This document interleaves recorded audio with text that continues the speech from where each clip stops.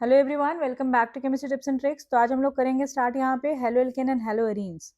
तो बच्चे देखो, हेलो एल्केन और हेलो एरीन्स में सबसे पहले हम लोग देखते हैं these are the compounds containing halogen atoms attached to an alkyl और अराइल ग्रुप, है ना। तो बेसिक इन्फॉर्मेशन आपको होगी, बट जो बच्चे बिल्कुल भी इस चैप्टर के बारे में ज़्यादा नहीं जानते उनके लिए हम लोग करते चलेंगे साथ के साथ। थोड़ा सा फास्ट वे में हम इस चैप्टर को रिवाइज करेंगे क्योंकि बोर्ड्स आपके बिल्कुल आ ही चुके हैं, तो उस केस में आपको फास्ट वे में रिवीजन जरूरी होता है, ठीक है। तो अगर हमारा हेलोजन ग्रुप हमारा आर ग्रुप से जुड़ा हुआ है, कोई भी हेलोजन अगर हमारा किसी अल्काइल ग्रुप से जुड़ा हुआ है तो इसे कहते हैं हम लोग हेलो एल्केन्स, राइट। और अगर ये हमारा अराइल ग्रुप से जुड़ा होता है तो इसे बोलते हैं हम लोग halo arenes. The compounds containing halogen atom attached to an alkyl group. अगर हेलोजन एटम आपका अल्काइल ग्रुप से जुड़ा है then it is halo alkanes, और अगर वो अराइल ग्रुप से जुड़ा हुआ है तो हमारा हेलो एरीन्स कहलाता है। तो जो हेलो एरीन्स है इनको हम सिंबल ARX से डिनोट करेंगे, और जो हमारे हेलो एल्केन्स होते हैं उन्हें हम RX से डिनोट करते हैं। पर इसका मतलब ये होता है कि आप बेंजीन रिंग से डायरेक्ट यहाँ पे हेलोजन का अटैचमेंट देखेंगे, राइट। चलो भाई आगे बढ़ते हैं। तो सबसे पहले मैंने यहाँ पे आपके लिए कुछ इंपॉर्टेंट चीजें हाईलाइट की हुई हैं। जैसे ये एप्लीकेशन पार्ट है, अगर आप देखेंगे इसका, तो इनको सॉल्वेंट की तरह हम यूज करते हैं, दैट्स ओके। नॉन पोलर मतलब use as a solvent for relatively non polar compounds. Non polar compounds के सॉल्वेंट की तरह इनको यूज किया जाता है, दैट्स ओके। बट बच्चे जो सबसे इंपॉर्टेंट चीज यहाँ पे ध्यान देनी है आपको, ये जो हाईलाइटेड पॉइंट्स हैं, मतलब एंटीबायोटिक एक क्लोरमफेनिकॉल होता है, तो ये थ्योरेटिकल क्वेश्चन पूछा जा सकता है। इसका यूज किया जाता है, produce by माइक्रोनिज्म, is very effective for treatment of typhoid fever. तो टाइफाइड फीवर में क्लोरमफेनिकॉल का यूज किया जाता है। हमारे बॉडी में एक हार्मोन प्रोड्यूस होता है जो कि आयोडीन कंटेनिंग है। आयोडीन क्या है भाई? आयोडीन एक हमारा बेसिकली क्या है? हैलोजन है। तो थायरोक्सिन हार्मोन रिलीज होता है, तो उसमें आयोडीन प्रेजेंट होता है, और इसकी कमी से गोइटर डिजीज होता है। तो ये बात बहुत ही पॉपुलर है, पर इसे क्लियर करो। क्लोरोक्वीन भी एक सिंथेटिक हेलोजन कंपाउंड है जिसको मलेरिया के ट्रीटमेंट में यूज किया जाता है। हेलोथेन एनेस्थेटिक के रूप में यूज किया जाता है सर्जरी में जो बेहोश किया जाता है बच्चों, तो वो हेलोथेन कंपाउंड यूज किया जाता है। ये भी आपका हेलोजन बेस्ड कंपाउंड है। And certain fully fluorinated compounds, जो फुली फ्लोरिनेटेड कंपाउंड्स होते हैं वो पोटेंशियल ब्लड सब्स्टिट्यूट होते हैं सर्जरी में। ये जो मैंने आपके लिए यहाँ पे शीट दी हुई है, ये आपको बिल्कुल अच्छे से तैयार करना है।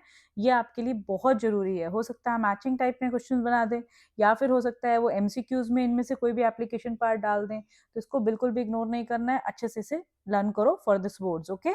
चलो आगे बढ़ते हैं। इसके बाद हमारा जो टॉपिक होता है दैट इज क्लासिफिकेशन। तो क्लासिफिकेशन में बच्चे सबसे पहला क्लासिफिकेशन होता है based on number of halogen atom. तो ये बहुत बेसिक सी चीज़ है, आप सबने करी होगी। तो मैं बिल्कुल बेसिक से इसलिए बता रही हूँ कि जो बच्चों अभी बिल्कुल भी कॉन्फिडेंट नहीं है इस चैप्टर में, तो वो भी लेक्चर देखेंगे तो उनको भी डेफिनेटली समझ में आ जाएगा कि उन्हें क्या क्या करना है, और वो अच्छे से स्कोर कर पाएंगे, ठीक है। तो बस फोकस होके मेरे साथ चलते रहो, ठीक है। On the basis of number of halogen atom. Number of halogen atom में अगर नंबर ऑफ हेलोजन एटम 1 है तो मोनो हेलो एल्केन बोलेंगे, अगर 2 है तो फिर डाई हेलो एल्केन, और 3 है तो ट्राई हेलो एल्केन। सिमिलरली अगर हमारा एरीन में 1 हेलोजन है तो मोनो हेलो एरीन, 2 है तो डाई हेलो एरीन, और 3 है तो ट्राई हेलो एरीन। ऐसे इसको डिफाइन करते हैं। तो on the basis of number of halogen atom इसको ऐसे क्लासिफाई करते हैं, राइट। सेकेंड, बच्चे अब यहाँ पे ध्यान देना कि कंपाउंड्स कंटेनिंग CsP3X बॉन्ड, मतलब जो तुम्हारा हेलोजन एटम जिस कार्बन से जुड़ा हुआ है, जो हेलोजन एटम तुम्हारा जिस कार्बन से जुड़ा हुआ है, हम उसके अकॉर्डिंग इसको क्लासिफाई करेंगे। सपोज जैसे अब ये इसमें 3 कैटेगरीज आती हैं, एक होता है अल्काइल हेलाइड, दूसरा होता है अलाइलिक हेलाइड, तीसरा होता है बेंजाइलिक हेलाइड। पर तीनों में कंडीशन क्या होनी चाहिए कि जो हमारा कार्बन है वो sp3 हाइब्रिडाइज होना चाहिए। जैसे मान लो मैंने आपको एक स्ट्रक्चर ऐसे बना के दिया CH3CH2X, ठीक है। तो आप देखो ये जो कार्बन है इसका नेचर क्या है? sp3 hybridise. तो sp3 हाइब्रिडाइज बच्चे जो सिंगल बॉन्डेड कंपाउंड्स होते हैं वो जनरली sp3 हाइब्रिडाइज होते हैं। मतलब अगर हम कहेंगे फिक्स, एक ट्रिक भी होती है देखने की, अगर सिंगल बॉन्ड है तो इसका मतलब sp3 ही होगा, तो ये sp3 होगा। तो sp3 कैटेगरी यहाँ पे है। तो इसमें 3 कैटेगरीज आपको याद करनी है, एक सिंपल अल्काइल हैलाइड, दूसरा अलाइलिक। बिल्कुल भी नहीं भूलना है, very very important. Allylic group जो होता है वो होता है CH2 double bond CH single bond CH, ये ग्रुप होता है अलाइलिक। तो अगर यहाँ हेलोजन लग गया तो क्या कहेंगे इसे? Allylic halide. मतलब आप ध्यान से देखो, halogen atom is bonded in to an sp3 hybridize carbon atom next to CC bond. तो डबल बॉन्ड से जो नेक्स्ट कार्बन होता है ये हमारा अलाइलिक कार्बन होता है, और उससे हेलोजन अटैच है तो इसे अलाइलिक हेलाइड बोलेंगे। इसी तरह बेंजीन रिंग से बेंजीन रिंग से नेक्स्ट कार्बन एटम पे अगर हमारा कोई ग्रुप अटैच है तो इसे बोलेंगे हम लोग बेंजाइलिक हेलाइड। तो ये कार्बन जो होता है बेंजाइलिक कार्बन कहलाएगा। तो ये बेसिक सी चीजें आपको जरूर से क्लियर होनी चाहिए, क्योंकि आपसे क्वेश्चन में आ सकता है आइडेंटिफाई करो एलाइलिक, आइडेंटिफाई करो बेंजाइलिक। तो बेंजाइलिक हमारा क्या होता है, बेंजीन से नेक्स्ट कार्बन पे ग्रुप होना चाहिए, और एलाइलिक हमारा क्या होता है, डबल बॉन्ड से नेक्स्ट कार्बन पे ग्रुप होना चाहिए, और अल्काइल क्या होता है, सिंपल हमारा कार्बन चेन पे ग्रुप लगा होना चाहिए। Let us move ahead. Third category जो है वो क्या है, कंपाउंड्स हैविंग sp2cx बॉन्ड, है ना, ऐसे कंपाउंड जिसमें sp2cx बॉन्ड होता है। तो इसमें दो कैटेगरीज हैं, एक है आपका विनाइल हेलाइड। तो विनाइल हेलाइड में क्या हो गया, CH2 डबल बॉन्ड CHX। तो मतलब जब तुम्हारा sp2 हाइब्रिडाइज ग्रुप से X लगा है तो इसे हम लोग बोलते हैं बेसिकली विनाइल। और अगर तुम्हारा अराइल हेलाइड मतलब जब तुम्हारा बेंजीन रिंग से डायरेक्टली हेलोजन अटैच होगा, then will call it as basically aryl halide. तो जस्ट रिमेंबर दिस क्लासिफिकेशन। जैसे कि आपने देखा, फर्स्ट हमने देखा based on number of halogen atoms, second आपने देखा जो sp3 हाइब्रिडाइज है इसमें आपने अलाइलिक और बेंजाइलिक ग्रुप देखे, और next we have gone through vinylic and aryl halide. तो ये क्लासिफिकेशन आपको क्लियर होना चाहिए डिफरेंट ग्रुप्स का, ठीक है। नेक्स्ट देखो, ये क्लासिफिकेशन और होता है डाई हेलो एल्केन्स का। डाई हेलो एल्केन्स को हम टू कैटेगरीज में यहाँ पे क्लासिफाई करते हैं, एक होते हैं जेमिनल हेलाइड, दूसरे होते हैं विसिनल हेलाइड। जेमिनल हेलाइड कौन से होते हैं बच्चों, जैसे एक कार्बन पे अगर आपके दो हेलोजन एटम लगे हुए हैं, सिमिलर हेलोजन एटम, तो हम इसको क्या कहेंगे, जेमिनल। इसे हम लोग कहेंगे जेमिनल हेलाइड। मतलब यहाँ पे एक HP लगा देती हूँ मैं, ये जेमिनल होता है। लेकिन अगर आपका दो कार्बन में आपके एडजेसेंट कार्बन पे अगर ग्रुप्स लगे हैं लाइक दिस, ये देखो भाई ऐसे लगे हैं, तो इन्हें हम लोग क्या बोलते हैं, विसिनल। तो अगर 1-1 करके डाई सब्स्टिट्यूशन होता है तो इसे बोलेंगे जेमिनल, अगर 1-2 करके सब्स्टिट्यूशन होता है then will call it as vicinal. Just remember this point, very very important. काफी पॉपुलर कंपाउंड्स होते हैं। Halogen atom present on the same carbon atom geminal halides बनाएंगे, halogen atom present on the adjacent carbon atom वो हमारे vicinal halides बनाएंगे। Common name system में बच्चे यहाँ पे ध्यान देना है आपको, इनको जो जेम डाई हेलाइड्स होते हैं इनको एल्काइलिडीन हेलाइड्स बोलते हैं, है ना। और कॉमन नेम में विसिनल डाइहैलाइड्स को हम लोग एल्काइलिन डाइहैलाइड्स बोलते हैं। मैं आपको यहाँ पे एक चीज बताना चाह रही हूँ कि जैसे ऐसे क्वेश्चन आ जाता है पेपर में, right the IUPAC name of ethylidene chloride, ठीक है, इथाइलिडीन क्लोराइड का आईयूपीएक नेम बताओ। तो बच्चे अगर आपको ये पता ही नहीं होगा इथाइलिडीन क्लोराइड से मतलब क्या, अब यहाँ पे कोई डाई नहीं लिखा है, लेकिन आप इसका स्ट्रक्चर बनाएंगे तो आप इसका ये स्ट्रक्चर बनाएंगे, CH3 CH Cl और ये Cl। अगर आपको ये स्ट्रक्चर दे दिया जाएगा तो आप आईयूपीएक नेम कर सकते हैं 1,1 डाइक्लोरोइथेन। लेकिन अगर स्ट्रक्चर नहीं दिया, उन्होंने कह दिया कि राइट द आईयूपीएक, ये पेपर में क्वेश्चन आया हुआ है, जेई में क्वेश्चन आया हुआ है, right the IUPAC name of ethylidene chloride. तो यू शुड नो दैट कि इथाइलिडीन मतलब ये हमारा इस तरह का कंपाउंड है और उसका आप आईयूपीएक नेम आसानी से लिख पाएंगे। तो बच्चे इसीलिए आपको क्लियर होना चाहिए, जेमिनल का मतलब जब एक ही कार्बन पे दो ग्रुप हो, विसिनल का मतलब जब एडजेसेंट पे हो। और जो जेमिनल है उनके कॉमन नेम में उनको एल्काइलिडीन हैलाइड बोलते हैं, मतलब डाइहैलाइड नहीं कहेंगे, एल्काइलिडीन हैलाइड बोलेंगे। और विसिनल में हम सिंपल एल्काइलिन डाइहैलाइड, मतलब इसका कोई नाम पूछे व्हाट इज द नेम, तो कॉमन नेम इसका है इथाइलिन, पर इसमें अलग से डाइहैलाइड लिखा जाता है, इथाइलिन डाइहैलाइड हो जाएगा ये। तो hopefully clear to all of you कि भाई क्या डिफरेंस है जेमिनल और विसिनल में, और किस तरह से इनकी नेमिंग में आपको कंफ्यूज नहीं होना है। तो मतलब क्वेश्चन कॉमन नेम से आएगा आईयूपीएक नेम बताने के लिए, तो उस चीज को ध्यान रखेंगे, ठीक है।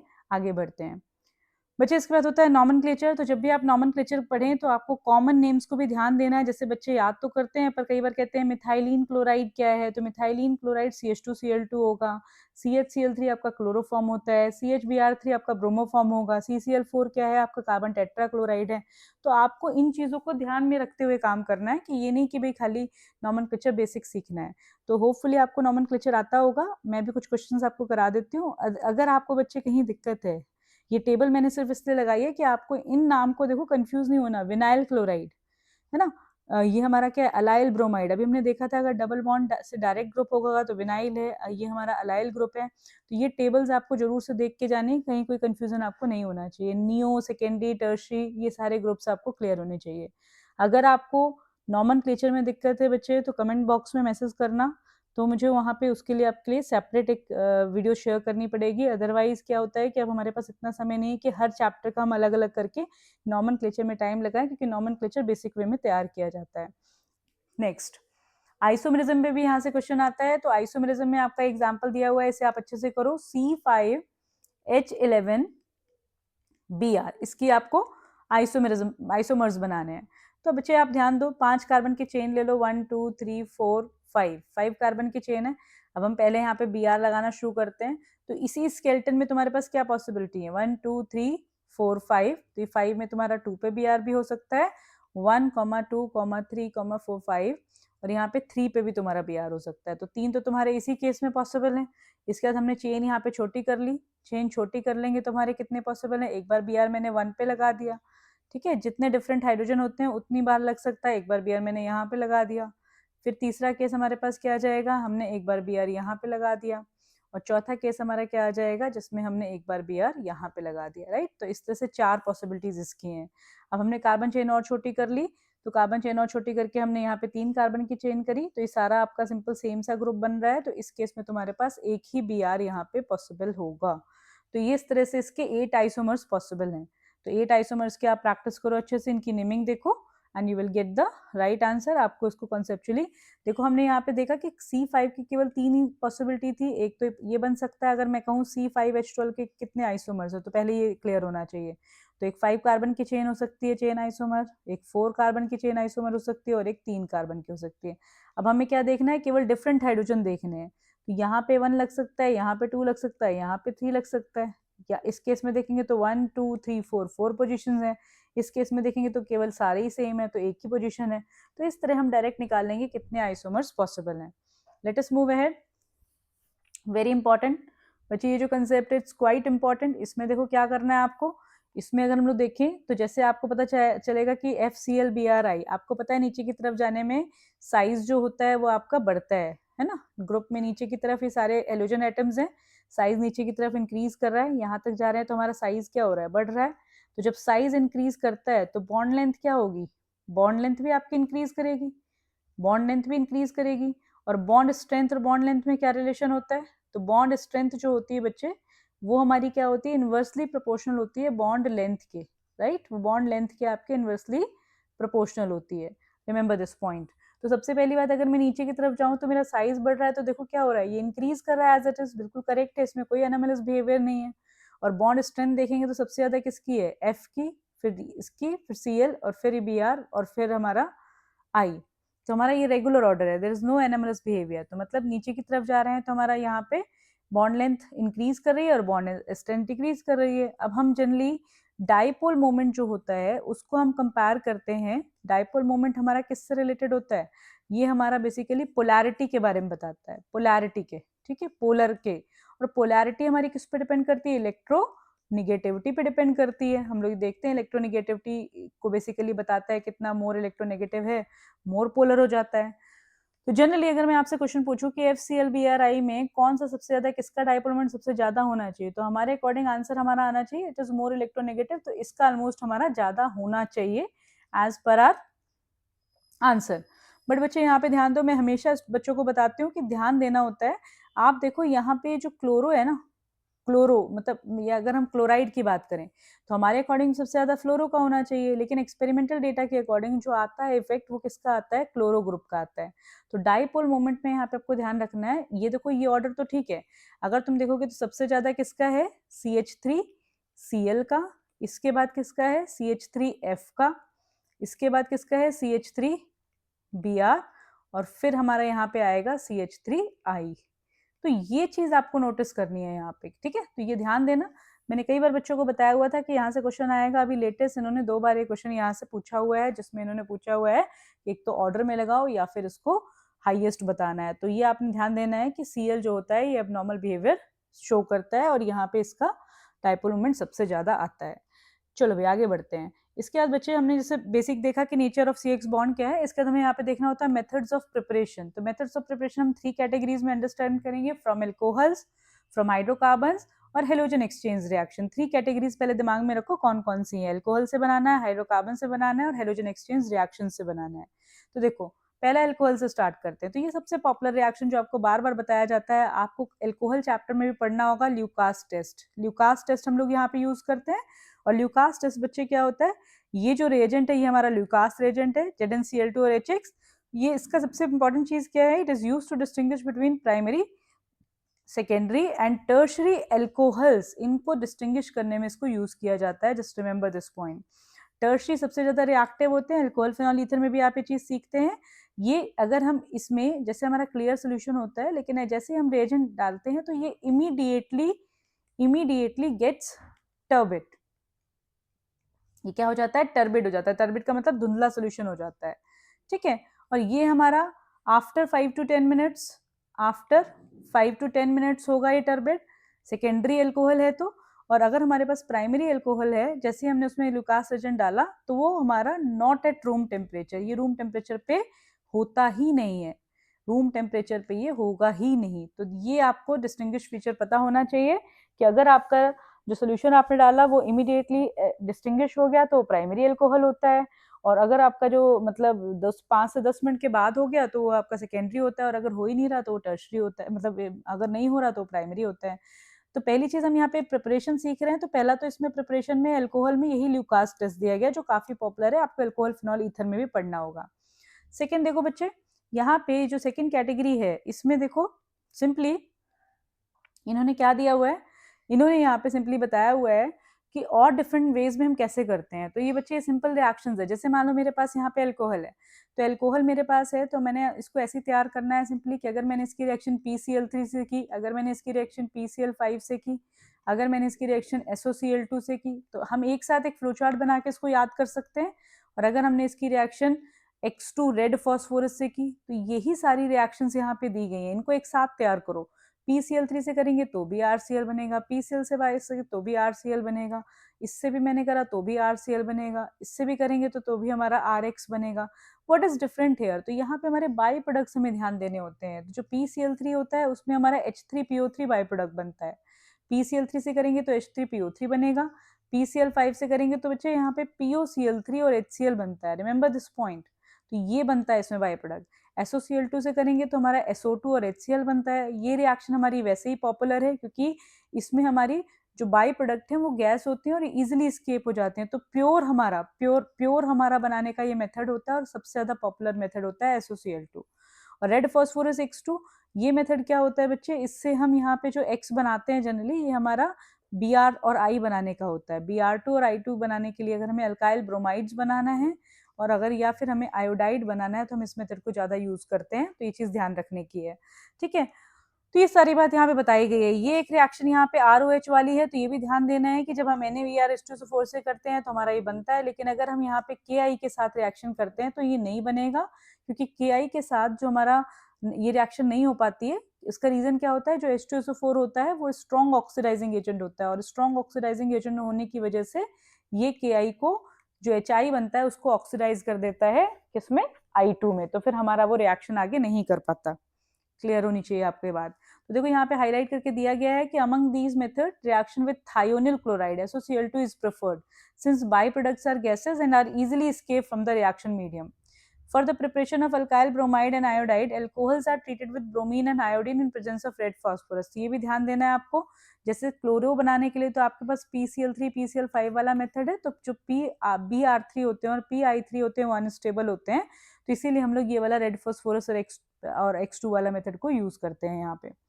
ये हमने देखा अल्कोहल से हम इसको कैसे बना सकते हैं। Let us move ahead. From hydrocarbons, very important बच्चे, ये इसको ध्यान रखना, it's quite important method for competitive and for boards also. तो फ्री रेडिकल हेलोजनेशन बच्चे देखो, जब भी आपको Cl2 दिया जाए, हाइड्रोकार्बन से रिएक्शन है, तो आपको यहाँ पे जरूर से UV लाइट दिया जाएगा, या तो UV लाइट लिखा होगा, या फिर यहाँ पे HNu लिखा होगा, या फिर यहाँ पे हीट लिखा होगा, ठीक है। तो तीनों कंडीशंस पे आपको ध्यान देना है कि in that case this will B free radical halogenation, मतलब फ्री रेडिकल हेलोजनेशन होगा और आपका चेन में सब्स्टिट्यूशन होगा। तो जैसे देखो यहाँ पे बच्चे, ये जो हमारा प्रोडक्ट बनते हैं ना, यहाँ पे हमारे मिक्सचर बनते हैं, तो हमें क्या देखना होता है, कितने हमारे सेम टाइप के हाइड्रोजन है। अब देखो, अगर मैंने यहाँ पे Cl लगाया तो भी तुम्हारा 1 क्लोरो ब्यूटेन बनेगा, अगर यहाँ पे लगाया तो ये भी क्या है, 1 क्लोरो ब्यूटेन है, तो इन दोनों का नेचर आइडेंटिकल है। तो एक ये AA टाइप के मैंने लिख दिए, और इन दोनों का नेचर हमारा आइडेंटिकल है, क्योंकि इनसे क्या होगा, 2 क्लोरो बनेगा। तो कितने डिफरेंट टाइप्स के हाइड्रोजन है यहाँ पे, 2 डिफरेंट टाइप्स के हाइड्रोजन है। तो जब हम इसका क्लोरीनेशन करेंगे तो we will get here 2 products, ठीक है। तो यहाँ पे क्वेश्चन ऐसे ही आता है, अभी अप्लाइड क्वेश्चन यहाँ से पूछे जाते हैं, वेरी वेरी पॉपुलर कॉन्सेप्ट होता है, ये आपको ध्यान से देखना है। मैं यहाँ पे एक एग्जाम्पल लेके आपको जरूर सिखा देती हूँ। जैसे मान लो तुम्हारे पास एक कंपाउंड उन्होंने ऐसे दे दिया, CH3 CH CH3, then we have CH2 and then we have CH3। तो उन्होंने पूछा इसमें कितने प्रोडक्ट्स बनेंगे ऑन क्लोरीनेशन, या फिर उन्होंने ऐसे पूछा कि इस कंपाउंड में कितने प्रोडक्ट्स बनेंगे ऑन क्लोरीनेशन। ठीक है। या फिर उन्होंने ऐसे पूछा CH3, ये बहुत ही पॉपुलर क्वेश्चन है, इसलिए मैं यहाँ पे एग्जांपल समझा रही हूँ आपको ताकि आपको याद आ जाए। इसमें क्लोरीनेशन पे कितने प्रोडक्ट बनेंगे, क्लोरीनेशन मतलब Cl2H न्यू दे दिया जाए, how many products we will get after monochlorination, ये क्वेश्चन कई बार पूछा जाता है। तो ठीक है बच्चे, तो इस केस में कोई कंफ्यूजन नहीं रखना आपको। आपने क्या करना है, आपने देखना है कितने डिफरेंट तरह के हाइड्रोजन हैं।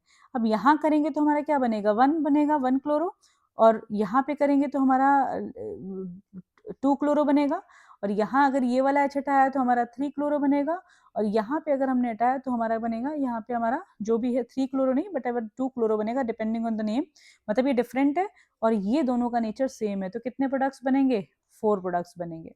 इस केस में बच्चे देखो ये भी 1 है, ये भी 1 है, तो ये ए हो गया, ये क्या हो गया, बी टाइप का हो गया, और ये सी हो गया, तो 3 प्रोडक्ट्स बनेंगे। इस केस में देखो ये भी ए, ये भी ए, ये भी ए, ये भी ए, सारे ए हैं, तो ये कितने प्रोडक्ट बनेंगे, 1 प्रोडक्ट बनेंगे। तो इस तरह के एप्लीकेशन बेस्ड क्वेश्चन आपको यहाँ से देखने को मिलेंगे। Let us move ahead. Second इसमें होता है इलेक्ट्रोफिलिक सब्स्टिट्यूशन रिएक्शन। तो इलेक्ट्रोफिलिक सब्स्टिट्यूशन बच्चे हम क्लास 11 से पढ़ते हैं कि अगर कोई बेंजीन है, हमने इसको Cl2 एनहाइड्रस Cl3 से रिएक्शन की, तो उस केस में तुम्हारा क्या हो जाएगा, वहाँ पे सब्स्टिट्यूशन हो जाएगा और हमारा क्लोरोबेंजीन बनता है। इलेक्ट्रोफिलिक सब्स्टिट्यूशन रिएक्शन हो रही है। और अगर आपका कोई ग्रुप होता है तो group will decide the location. तो जैसे अगर आपने यहाँ पे टोलुइन ले लिया तो आपको ऑर्थो और पैरा का मिक्सचर मिलेगा। इलेक्ट्रोफिलिक सब्स्टिट्यूशन रिएक्शन का ये एग्जांपल है। मैं यहाँ पे भी एक बहुत इंपॉर्टेंट केस आपसे डिस्कस करूंगी। जैसे मान लो, ध्यान देना है आपको, बहुत बार पॉपुलर क्वेश्चन यहाँ से पूछे जाते हैं। आप इस कॉन्सेप्ट को ऐसे दिमाग में रखो, जब मैंने Cl2H से रिएक्शन की तो क्या होगा, और मैंने Cl2 एनहाइड्रस AlCl3 से रिएक्शन की तो क्या होगा।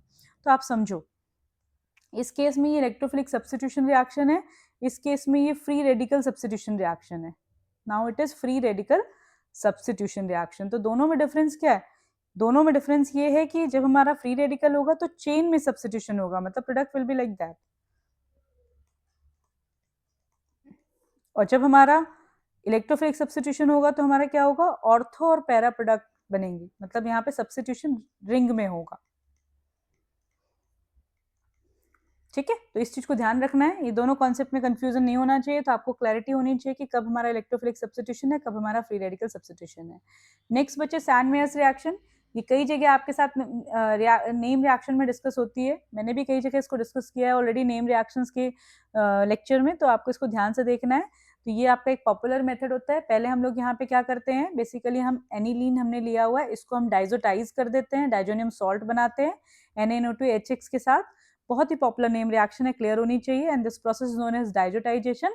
एंड लेटर ऑन डाइजोनियम जो सॉल्ट होता है, जब हम इसको Cu2X2 से ट्रीट करते हैं, सॉल्ट के प्रेजेंस में हम यहाँ पे HX लेते हैं, तो हमारा यहाँ पे क्या बन जाता है, अराइल हैलाइड बन जाता है।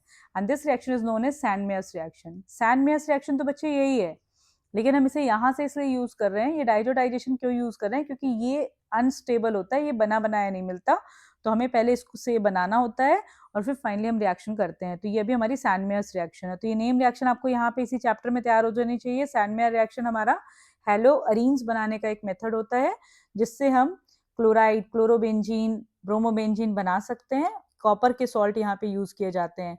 इसी में अगर हमारा, जब हम कॉपर के सॉल्ट यूज कर रहे हैं, तो ये हमारा है कौन सी रिएक्शन, तब ये हमारी कहला रही है सैंड-मेयर्स। लेकिन अगर हम कॉपर पाउडर और HCl यूज करेंगे तो इसी रिएक्शन का नाम होता है गेटरमैन रिएक्शन। तो आपने 2 नेम रिएक्शंस भी यहाँ पे डन कर ली हैं विद दिस डेटा। ओके, चलो भी आगे बढ़ते हैं। नेक्स्ट हमारा आता है फ्रॉम एल्कीन्स। तो ये आपका क्लास 11th वाला कंसेप्ट। अगर आपके पास कोई एल्कीन दी गई है, कोई भी एल्कीन, तो आपने वहां पे HX का एडिशन करना है। तो जब HX का एडिशन करोगे बच्चे, तो कौन सा रूल लगता है, आपका मर्कोनिकॉव रूल लगता है। तो मर्कोनिकॉव रूल कहता है जहां पे हाइड्रोजन कम है वहां पे नेगेटिव ग्रुप जाता है रिएजेंट का। तो मतलब तुम्हारा इस तरह से प्रोडक्ट बन जाएगा 2 वाला। ठीक है, और ध्यान रखना HBr खाली दिया है तो वो आपका मर्कोनिकॉफ रूल लगेगा, लेकिन HBr परऑक्साइड में आपका एंटी मर्कोनिकॉफ रूल लगता है। जस्ट रिमेंबर दिस रूल, ठीक है, इसे ध्यान रखना। और एंटी मर्कोनिकॉफ रूल क्या होता है, जस्ट अपोजिट। इस केस में अगर मान लो Br है तो हमारा कहाँ लगेगा, जहाँ पे हाइड्रोजन के नंबर ज्यादा हैं। मैं यहाँ पे दोनों चीजें डिस्कस कर देती हूँ ताकि आप इसे अच्छे से रिवाइज कर लें। ठीक है, ये है, अगर खाली HBr दिया है तो क्या होगा, और अगर यहाँ पे HBr के साथ परऑक्साइड भी दिया है तो क्या होगा। दोनों केसेस आपको क्लियर होने चाहिए। तो CH3 CH, ये हो गया Br, और ये हो गया CH3, और यहाँ पे क्या हो गया CH3 CH2 CH2 Br। तो ये डिफरेंस होता है, दोनों में ध्यान रखना है। पर ये पता होना चाहिए कि जो एंटी मरकोनिकॉव रूल होता है वो HBr पेरोक्साइड के साथ ही लगता है, HI के साथ नहीं लगाना, ना HCl के साथ लगाना, only with HBr। Addition of halogen, तो ये भी रिएक्शन काफी पॉपुलर है। अगर मेरे पास कभी भी जैसे कोई भी एल्कीन है, मैंने उसमें Br2 डाला इन प्रेजेंस ऑफ CCl4, तो हमारा क्या बन जाएगा, हमारा यहाँ पे विसिनल कंपाउंड बनता है। और ये एक टेस्ट होता है अनसैचुरेशन को चेक करने के लिए। This is use as a test for unsaturation, क्योंकि इसमें क्या होता है, जो ब्रोमीन का रेडिश ब्राउन कलर होता है वो डीकलराइज हो जाता है बच्चे, ठीक है, तो इसको ध्यान रखना। तो ये हो गए हमारे हाइड्रोकार्बन से बनाने के मेथड जो हमने सेकेंड उसमें पढ़े। थर्ड बच्चे यहाँ पे हेलोजन एक्सचेंज रिएक्शंस होती हैं, इसमें फिंकलस्टीन और स्वार्ट्स रिएक्शन आती है। इसमें मैं कहती हूँ आप कैसे याद करेंगे, RX ही रिएजेंट है दोनों रिएक्शन में। अगर हम इसकी NaI ड्राई एसीटोन से रिएक्शन करते हैं तो हमारा NaI यानी कि अल्काइल आयोडाइड बनाने का मेथड होता है फिंकलस्टीन, और जो तुम्हारे अल्काइल फ्लोराइड्स बनाने का मेथड होता है स्वार्ट्स। अब ध्यान रखना, दो रिएक्शन है, एक फिंकलस्टीन, तो फिंकलस्टीन फ्लोराइड के लिए यूज नहीं होते, ये यूज होते हैं आयोडाइड के लिए, और स्वार्ट्स रिएक्शन यूज होती है बेसिकली फ्लोराइड्स बनाने के लिए। तो इस तरह से आप याद रखो, RX की रिएक्शन अगर हम NaI ड्राई एसीटोन से करेंगे तो हमारा आयोडाइड बन जाएगा, और अगर हम RX की रिएक्शन यहाँ पे AgF से किसी मेटालिक फ्लोराइड से करेंगे तो हमारा क्या बन जाएगा, बेसिकली फ्लोरोहेलाइड्स बन जाएगा। तो स्वार्ट्स रिएक्शन और विंकलस्टीन रिएक्शन, नेम रिएक्शन आपको यहाँ पे ध्यान रखनी है। अभी आपने 3 नेम रिएक्शंस कर ली, इवन 4 नेम रिएक्शंस कर ली, सैंडमेयर्स कर ली, गेटरमैन कर ली आपने, फिंकलस्टीन हो गई और स्वार्ट्स रिएक्शन हो गई। आगे बढ़ते हैं। Now we have this chart, ये बहुत ही पॉपुलर क्वेश्चंस हैं बच्चे, इनको अच्छे से करना। वैसे तो मैंने जितना समझाया उसके बाद एक बार खुद ट्राई करो पॉज करके, पर सिंस टाइम के लिमिटेशंस है तो मैं अभी आपको यहाँ पे इसको सॉल्व करके दिखा रही हूँ कैसे आपको इनको अप्रोच करना है और कहाँ कहाँ से टॉपिक से क्वेश्चन है ये, ठीक है। देखो भाई, ऐसे कोई केस आ जाए, आपको दिख रहा है HBr है और डबल बॉन्ड है, तुरंत समझ जाओ मरकोनिकॉव रूल लगेगा। तो मरकोनिकॉव रूल क्या कहता है, इसमें जब तुम प्रोडक्ट बनाओगे तुम्हें ध्यान देना है कि जब तुम इसमें प्रोडक्ट बनाओगे तुम्हें क्या करना होगा। यहाँ पे पहले का आंसर हमारा क्या हो जाएगा, ये सिंपल, हमें डबल बॉन्ड पे अटैक करना है। तो जहां हाइड्रोजन के नंबर कम है वहीं पे तुम्हारा Br ग्रुप लगेगा, तो Br यहाँ लग जाएगा, H तुम्हारा यहाँ पे लग जाएगा, ये HH है और यहाँ पे तुम्हारा सिंपली बेंजीन रिंग लगी हुई है, ठीक है बच्चों। तो इस तरह से आपको इसको कवर करना है,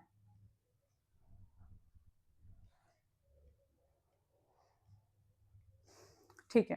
तो बेसिकली हमारा इस तरह से बनेगा प्रोडक्ट। तो Br हमारा यहाँ पे लगेगा, फर्स्ट का आंसर ही हो गया। सेकंड में देखो बच्चे, सेकंड में HCl है, अगेन मरकोनिकॉव रूल, तो प्रोडक्ट क्या बनेगा, CH3 CH2 CH, इसमें लगा दो यहाँ पे Cl और यहाँ हो गया CH3, this will be the product.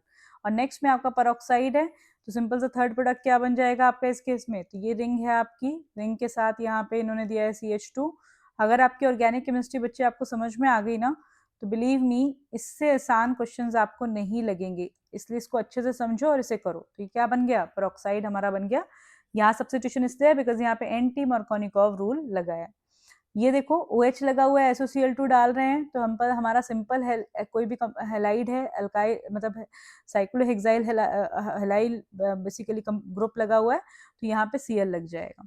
इसमें देखो ध्यान देना है, ये जो हमारा रिंग में OH है ये सब्स्टिट्यूट इजिली नहीं होगा क्योंकि डबल बॉन्डेड है ये, और ये वाला हमारा सब्स्टिट्यूट हो जाएगा। तो सिंपली हमारा प्रोडक्ट में क्या हो जाएगा, यहाँ पे हमारा CH2 Cl और यहाँ पे एज इट इज OH रहेगा, it won't change its position. Next तुम्हें दिख रहा है कौन सी रिएक्शन है, फिंकलस्टीन है, तो प्रोडक्ट क्या हो जाएगा, CH3 CH2 I प्रोडक्ट हो जाएगा, right. I change the colour.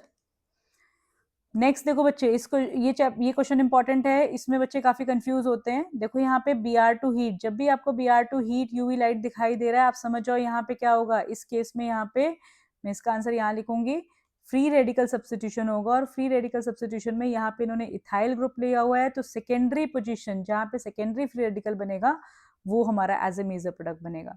बच्चे कई बार आंसर करते हैं मैम रिंग में होगा, पैरा होगा, नहीं, आप ध्यान दो, ये तुम्हारा फ्री रेडिकल सब्स्टिट्यूशन है, तो तुम्हारा हमेशा ध्यान रखना है कि चेन में सब्स्टिट्यूशन होगा। अब 2 पोजीशन है तो हम सेकेंडरी को ज्यादा स्टेबल कहते हैं, तो सेकेंडरी पे हमारा Br लगेगा। इस केस में सिंपल HI का एडिशन है, तो इसके आंसर में क्या हो जाएगा बच्चों, यहाँ पे तुम्हारा जहाँ पे डबल बॉन्ड लगा हुआ है CH3 के साथ, यहाँ पे I लग जाएगा और यहाँ पे H लग जाएगा। Br2 से बच्चे सोचते हैं विसनल काइंड ऑफ रिएक्शन है, नहीं, यूवी लाइट जहाँ पे आ गया तो it's not vicinal, it's free radical. तो इस केस में बच्चे आपका प्रोडक्ट ऐसे बनता है कि जहाँ डबल बॉन्ड है वो डबल बॉन्ड रहेगा और यहाँ पे Br लगेगा। रिमेंबर दिस पॉइंट, ये चार्ट बहुत इंपॉर्टेंट है, एक क्वेश्चन जनरली यहाँ से आता ही आता है, तो आप इसे अच्छे से करके जाएंगे। मतलब ये क्वेश्चन एग्जैक्ट नहीं आएंगे तो इस पे अप्लाइड क्वेश्चन आएंगे, पर आएंगे जरूर इस टॉपिक से क्वेश्चन, क्योंकि प्रिपरेशन से मान के चलो 1 और 2 क्वेश्चन आपको मिलेगा। क्लासिफिकेशन से अगर एक क्वेश्चन आ जाता है तो प्रिपरेशन से एक आएगा, अदरवाइज 2 नंबर का भी आ सकता है। ठीक है, आगे बढ़ते हैं।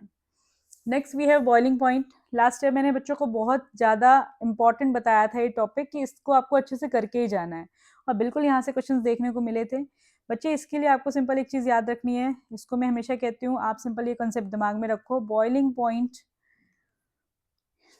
Is directly proportional to molecular mass. Molecular mass बढ़ेगा तो बॉइलिंग पॉइंट बढ़ेगा।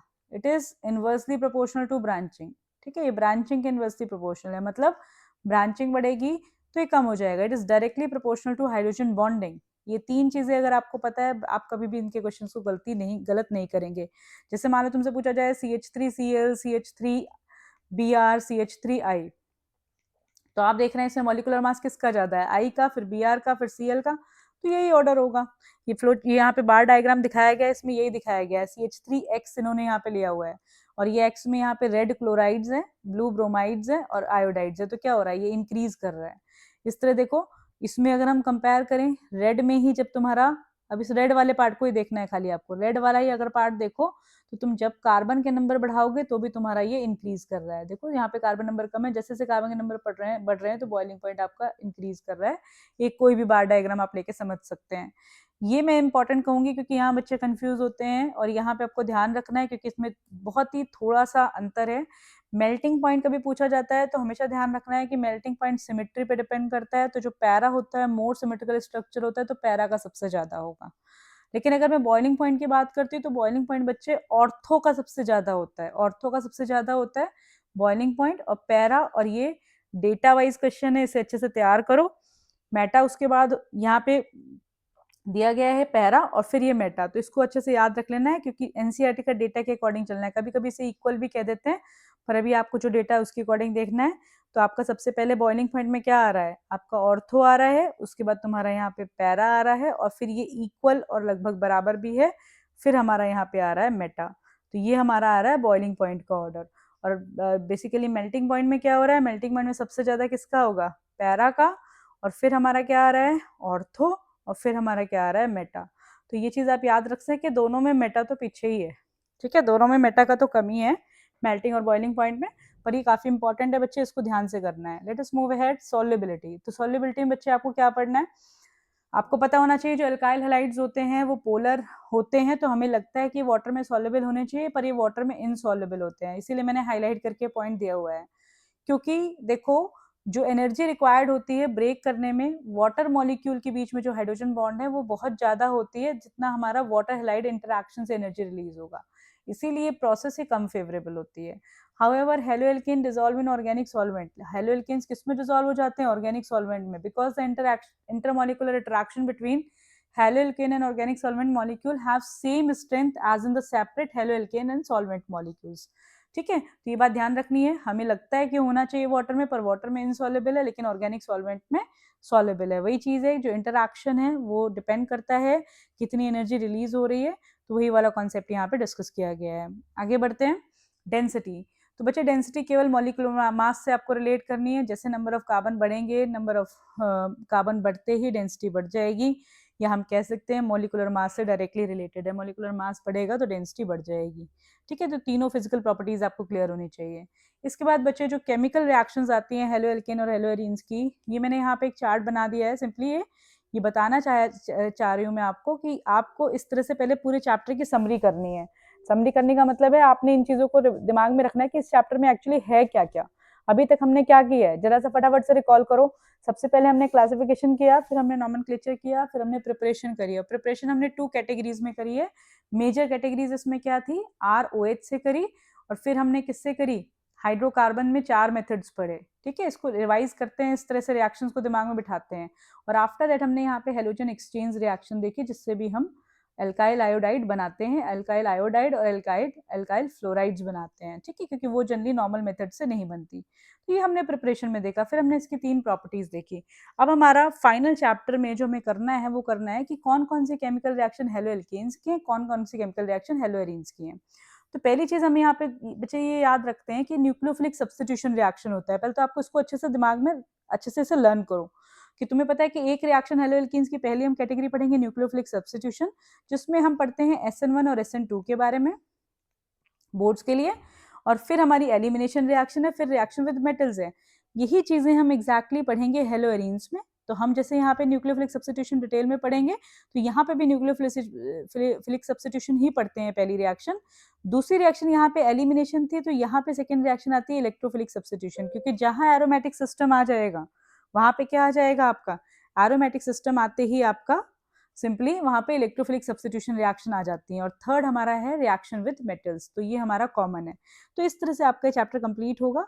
तो फटाफट से आगे बढ़ते हैं, chemical reactions of haloalkanes. तो सबसे पहले बच्चे यहाँ पे आपको ये न्यूक्लियोफिलिक सब्स्टिट्यूशन रिएक्शन के बारे में पता होना चाहिए। तो आपको पता है न्यूक्लियोफिलिक सब्स्टिट्यूशन रिएक्शन में जब हम किसी अल्काइल हैलाइड की रिएक्शन किसी न्यूक्लियोफाइल से करते हैं, तो यहाँ पे क्या हो जाता है, RNU बन जाएगा और X यहाँ पे निकल जाएगा। तो ये होता है सब्स्टिट्यूशन न्यूक्लियोफिलिक, क्योंकि न्यूक्लियोफाइल जो न्यूक्लियो, ये प्लस है, ये प्लस साइन है, जो न्यूक्लियोफाइल है वो अटैक करेगा और यहाँ से ये सब्स्टिट्यूट हो जाएगा ग्रुप। तो ये न्यूक्लियोफिलिक सब्स्टिट्यूशन का रिएक्शन होता है।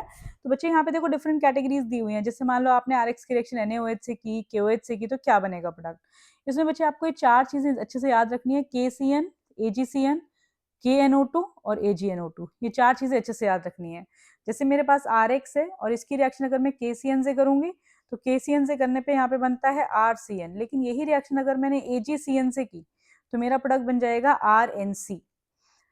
ध्यान रखना है इसे, क्यों, क्योंकि KCN कैसा होता है बच्चे, इट इज आयनिक कंपाउंड, और आयनिक कंपाउंड है तो पूरी तरह से टूट जाएगा। तो पूरी तरह से टूट जाएगा तो तुम्हारा CN न्यूक्लियोफाइल जनरेट हो गया, जो एक एम्बिडेंट न्यूक्लियोफाइल है। एम्बिडेंट मतलब दोनों साइड से इससे अटैक हो सकता है, C से भी N से भी। ये पूरी तरह से टूट चुका है, दोनों से अटैक हो सकता है, लेकिन RC बॉन्ड इसलिए बनता है क्योंकि ये बॉन्ड कंपैरेटिवली RN बॉन्ड से स्ट्रॉन्ग है, इसलिए प्रोडक्ट बनता है। लेकिन अगर हम AgCN से रिएक्शन करते हैं तो AgCN एक कोवलेंट कंपाउंड है, ध्यान रखना इस बात को, ये कोवलेंट कंपाउंड है, तो ये बॉन्ड अच्छे से ब्रेक नहीं होता। अगर ये ब्रेक नहीं होगा तो कौन सा अटैक के लिए अवेलेबल है, अटैक के लिए तुम्हारा नाइट्रोजन ही अवेलेबल है, इसीलिए NC बनता है। सेम आपका प्रिंसिपल यहाँ पे भी अप्लाई होता है। जब हम KNO2 से करेंगे तो वो आयनिक कंपाउंड है, AgNO2 से करेंगे तो कोवलेंट कंपाउंड है। तो इसीलिए जब KNO2 से करेंगे तो ONO प्रोडक्ट बनता है, और AgNO2 से करेंगे तो हमारा ये प्रोडक्ट बनता है, ठीक है। तो ये 4 चीजें आपको ध्यान से अच्छे से समझनी है।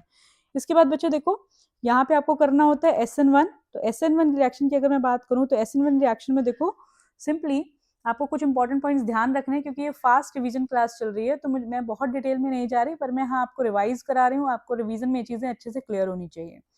तो यहाँ पे आप देखेंगे तो SN1 में आपके 2 स्टेप्स प्रोसेस होती है। पहले स्टेप में क्या होता है, आपका यहाँ पे प्लेनर कार्बोकेटायन बनता है, और आपका यहाँ पे ये इंटरमीडिएट बनता है SN1 में। जस्ट रिमेंबर दिस पॉइंट, ये इंटरमीडिएट बनता है पहले स्टेप में SN1 रिएक्शन में, और यही स्टेप स्लो होता है, यही RDS होता है, तो इसीलिए ये यूनिमोलिकुलर है। मतलब जो RDS में जितने मॉलिक्यूल इन्वॉल्व होते हैं वही उसकी रेडियोटर्माइनिंग स्टेप होती है, तो वही आपका रिएक्शन का डेजिग्नेशन होता है। उसके बाद इसमें न्यूक्लियोफाइल अटैक करता है और आपका यहाँ पे प्रोडक्ट बन जाता है, यानी कि सब्स्टिट्यूशन हो गया। अब यहाँ पे कुछ वर्ड्स लिखे हैं, racemisation excuse me, racemisation, configuration 50% racemic mixture क्या है, इन्वर्जन क्या है, ये क्या चीज़ बताई जा रही है आपको, ये हम डिस्कस करेंगे। ये थोड़ा सा ऑप्टिकली एक्टिविटी से रिलेटेड है, रेसमाइजेशन क्यों बोल रहे हैं इसको, वो भी चीज़ें आपको समझनी है। तो पहले हम इसमें सबसे इंपॉर्टेंट चीज़ बात करेंगे कि आपको यहाँ पे ध्यान रखना है कि जो 3 डिग्री अल्काइल हैलाइड्स होंगे, 3 डिग्री टर्शरी हैलाइड्स, वो हमेशा SN1 से रिएक्शन देंगे। मतलब उनमें जो मैकेनिज्म लगती है वो SN1 ही प्रोसीड होती है। अगर मैं सिंपली देखूं तो ऐसा इसलिए होता है क्योंकि यहाँ पे कार्बोकेटायन बनता है, और ये हमारी जो रिएक्टिविटी होती है वो कार्बोकेटायन की स्टेबिलिटी पे डिपेंड करती है। इसीलिए देखो ऑर्डर ऑफ रिएक्टिविटी क्या दिया हुआ है, ये हमारा 3 डिग्री, 2 डिग्री, 1 डिग्री, क्योंकि कार्बोकेटायन बनेगा और कार्बोकेटायन की स्टेबिलिटी ऑर्डर ही रिएक्टिविटी को डिसाइड करेगी। ये जो रिएक्शन होती है यूनिमोलिकुलर होती है, फर्स्ट ऑर्डर काइनेटिक को फॉलो करती है, क्योंकि ये जो हमारा जो मेन स्टेप है RDS, उसमें एक ही मॉलिक्यूल इन्वॉल्व है, इसलिए यूनिमोलिकुलर होती है, और 2 स्टेप्स प्रोसेस होती है। ये बात आपको ध्यान रखनी है। इसके साथ बच्चे आप यहाँ पे ये चीज भी ध्यान रखेंगे कि अगर तुम्हारे पास कोई अलाइलिक हैलाइड है, तो वो भी SN1 से ही रिएक्शन प्रोसीड करेगा, क्योंकि रीजन क्या है, वो भी हमारा एलाइलिक कार्बोकैटायन जो बनाएगा, ये जो बॉन्ड टूटेगा तो ये कार्बोकैटायन बनेगा, काफी स्टेबल होता है। इस तरह अगर हमारे पास बेंजाइलिक हैलाइड है, तो जो बेंजाइलिक हैलाइड होता है वो भी हमारा बेसिकली SN1 से ही प्रोसीड होता है। तो ये कुछ कंसेप्ट आपके क्लियर होने चाहिए, ठीक है। लेकिन अगर मैं तुमसे पूछूं कि कोई विनाइल हैलाइड है, विनाइल हैलाइड बहुत ही मुश्किल से, मतलब मैं कहूँगी नहीं देता है SN1 से नहीं हो पाएगा, मुश्किल होगा, कम होगा, या फिर फेवरेबल नहीं होगी, क्योंकि ये बॉन्ड तोड़ेंगे तो क्या बनाएगा, CH2 डबल बॉन्ड CH+, और ये काफी अनस्टेबल है। कैसा है, ये अनस्टेबल है। तो बस ये कुछ बेसिक चीजें क्लियर होनी चाहिए कि अगर 3 डिग्री है तो SN1 होगा, बेंजाइलिक है तो SN1 होगा, एलाइलिक है तो SN1 होगा, प्रेफरेंस हमारा इस तरह से होगा, और SN1 हमारे 2 स्टेप्स में प्रोसीड होता है, इंटरमीडिएट्स में ये बनता है।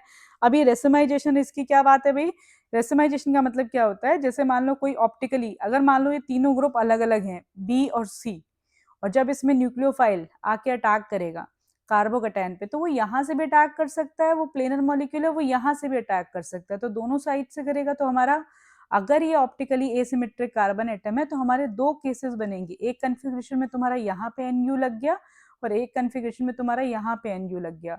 और आपको पता होना चाहिए कि जब हमारा ऑप्टिकली एक्टिव कंपाउंड होता है तो ये पोजीशन बदलने से ही चीजें आपकी बदल जाती हैं, तो ये हमारे DL पेयर की तरह बनते हैं। और DL पेयर बनता है तो 50% D और L पेयर हमारा जो होता है इक्विमोलर मिक्सचर हमारा रेसमिक मिक्सचर कहलाता है। तो इसीलिए इसमें अगर ऑप्टिकली एक्टिव हैलाइड है तो प्रोसेस में हमारा यहाँ पे क्या बनता है, रेसमाइजेशन होता है। वैसे हम लोग कहते हैं रिटेंशन ऑफ कन्फिग्रेशन होता है, अदरवाइज ऑप्टिकली एक्टिव है तो रेसमाइजेशन वर्ड यूज किया जाता है। आगे बढ़ते हैं, बाईमोलिकुलर रिएक्शन। तो बाईमोलिकुलर में बच्चे क्या है, ये एक ही स्टेप है, एक ही स्टेप में पीछे से अटैक होता है और अटैक होकर यहाँ से लिविंग ग्रुप निकल जाता है। यहाँ पे एक ट्रांजिशन स्टेट बनती है 5 कोऑर्डिनेटेड, जो काफी अनस्टेबल होती है, और फाइनली यहाँ पे इन्वर्जन ऑफ कन्फिग्रेशन होता है। वाई इन्वर्जन, क्योंकि पीछे से कोई ग्रुप आ रहा है तो आगे वाला ग्रुप यहाँ से लीव कर जाएगा, तो सिंपली यहाँ पे क्या होता है, इन्वर्जन ऑफ कन्फिग्रेशन होता है। Just remember this point, right. तो ये इसकी रिएक्टिविटी ऑर्डर की बात करेंगे तो क्या होगा, 1 डिग्री। ये तीनों ग्रुप जितने स्मॉल होंगे उतनी ज्यादा रिएक्टिविटी होगी, ठीक है। और ये 1 स्टेप प्रोसेस है, order of reactivity 1 degree, 2 degree, 3 degree होता है। यहाँ पे डिसाइडिंग फैक्टर स्टेरिक हिंड्रेंस है। बच्चे इसको ध्यान से करना, इट्स वेरी वेरी इंपॉर्टेंट, हमेशा यहाँ से क्वेश्चन आता है तो आपको क्लियर होना चाहिए। आगे बढ़ते हैं, क्वेश्चन ऐसे देखने को मिलेंगे, in the following pairs halogen compounds which compound undergoes faster SN1। तो अभी आपने देखा SN1 आते ही देखो क्या ऑर्डर था, आपको ध्यान आ जाना चाहिए, इंटरमीडिएट हमारा होता है तो ये ऑर्डर होता है। तो आप देखो कौन सा टर्शरी है, अगर किसी बच्चे को इस चीज में कंफ्यूजन है टर्शरी कैसे देखते हैं और प्राइमरी कैसे देखते हैं बच्चे, तो ये देखो जिस जहां से हमारा Cl लगा हुआ है उससे कितने कार्बन जुड़े हुए हैं, 1 2 3, तो यानी कि रिएक्टिविटी ऑर्डर इसकी होगी ए की। ए में अगर मैं कहूँ तो ये फर्स्ट वाला ही आंसर होगा आपका, ठीक है। सेकेंड वाले पार्ट में देखें हम लोग, तो ये तुम्हारा क्या है, 2 डिग्री है, और ये वाला तुम्हारा क्या है, 1 डिग्री है, क्योंकि एक ही कार्बन से जुड़ा हुआ है तो आंसर इसका भी पहला वाला पार्ट होगा। तो ये बिल्कुल बेसिक से क्वेश्चंस आते हैं, इन्हें ध्यान से करना है आपको। आगे बढ़ते हैं, अब ये जो क्वेश्चन है ये आप खुद करेंगे, बस मैं आपको सिंपल कॉन्सेप्ट दिखा रही हूँ, आपको करना क्या है, आपको देखना है SN2 है तो SN2 के लिए आपने क्या करना है, SN2 के लिए आप ऑर्डर देखो 1 डिग्री, 2 डिग्री और 3 डिग्री, ये ऑर्डर होता है। इसको अगर आप सिंपली अप्लाई करें तो पहला वाला केस मैं यहाँ पे ले लेती हूँ क्योंकि थोड़ा सा टाइम की लिमिट है, 2 ब्रोमो 2 मिथाइल ब्यूटेन। तो 2 ब्रोमो 2 मिथाइल ब्यूटेन क्या होता है ना, 1 2 3 4, 2 ब्रोमो 2 मिथाइल ब्यूटेन, ठीक है, ये कंपाउंड हो गया। पहले लिख लेते हैं चारों के नेम। दूसरा है हमारा 1 bromo pentane CH3 CH2 CH2 CH2 CH2 Br। Next है हमारा 2 ब्रोमो मेंटेन, तो CH3 CH Br CH2 CH2 CH3, 2 bromo 1 bromo और ये वाला। तो आप देखो ये हमारा दिख रहा है 1 डिग्री है, ये दिख रहा है हमारा 2 डिग्री है और ये दिख रहा है हमारा 3 डिग्री है। तो ऑर्डर क्या हो गया, अगर मैं इसको 1 कहूँ, इसको मैं 2 कहूँ और इसको मैं 3 कहूँ, बिल्कुल इसी तरह से आपको सेकंड पार्ट करने हैं, जो नेक्स्ट पार्ट दिए वो करने हैं, और उसको NCERT क्वेश्चन है उनका आपको आंसर भी चेक करने हैं। मैं क्वेश्चन सेशन लूंगी, उसमें मैं आपको डिस्कस करूंगी ये सारी चीजें, पर अभी हमें केवल थ्योरी पार्ट पे फोकस करना है। तो सेकंड सबसे ज्यादा रिएक्टिव होगा SN2 में, और फिर आपका क्या हो गया थर्ड, फिर क्या हो गया आपका फर्स्ट। चेक करो और नेक्स्ट क्वेश्चंस लगाओ। I will take 1 minute to drink water, okay.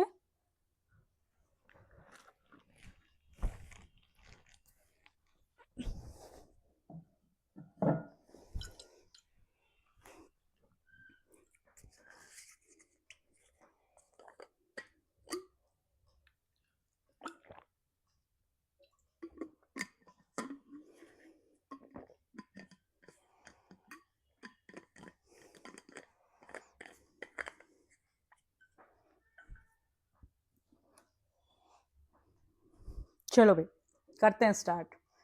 तो सेकेंड और थर्ड ऑप्शन आप खुद देखेंगे, आगे बढ़ते हैं। तो सेकेंड हम रिएक्शन की तरफ आएंगे। तो ये क्या है बच्चे, ये हमने न्यूक्लियोफिलिक सब्स्टिट्यूशन देखा था। Now we have elimination, very very important. Elimination भी काफी पॉपुलर एग्जाम्पल है और बहुत इंपॉर्टेंट होता है। देखो भाई, अगर मेरे पास कोई अल्काइल हैलाइड है, ठीक है, जैसे ये, जब हम इसकी रिएक्शन एल्कोहलिक क्यूएच से करते हैं, तो एल्कोहलिक क्यूएच से रिएक्शन करने पे होता क्या है, यहां से एल्कीन बनता है। ये जो है ये हमारा होता है अल्फा कार्बन, ये होता है नेक्स्ट बीटा कार्बन। तो एक्स अल्फा कार्बन से ब्रोमीन और बीटा कार्बन से तुम्हारा यहाँ से H रिमूव हो जाता है। That's why will also call it as beta elimination. इसको हम बीटा एलिमिनेशन भी बोलते हैं, राइट, ये भी हम इसको बोलते हैं। तो ये हमारा बेसिकली बनता है, एल्कीन बनता है। अब यहीं पे क्या बात होती है बच्चों कि मान लो अगर आपके पास कोई ऐसा ब्रोमाइड है जिसमें हमारे पास more than one beta carbon है या बीटा हाइड्रोजन है, आई वुड से, तो बीटा हाइड्रोजन है, तो उस केस में हमारी पॉसिबिलिटी क्या है, इस केस में हमारे मोर देन वन प्रोडक्ट्स बनेंगे। तो यहाँ पे सेडजेफ रूल डिसाइड करता है कौन सा प्रोडक्ट मेजर होगा। अगर मैं इस केस में देखूँ तो ये अल्फा है, तो ये भी बच्चे बीटा है, ये भी बीटा है। बिल्कुल डरना नहीं है, आप ध्यान से देखो, अगर समझेंगे तो बहुत आसान लगेगा आपको। तो CH2 CH CH2 CH3, दूसरा प्रोडक्ट क्या हो सकता है, अगर यहां से रिमूव होगा तो क्या होगा, CH3 CH double bond CH CH3, ठीक है। तो यहाँ पे क्या बना, ब्यूट वन इन, यहाँ पे क्या बना, ब्यूट टू इन। तो according to Saytzeff rule this will be but two ene will be major product, ये हमारा मेजर प्रोडक्ट होगा। देखो क्या कह रहा है, the rule states that in dehydrohalogenation, इस प्रोसेस को हम लोग क्या बोलते हैं, डीहाइड्रोहेलोजिनेशन।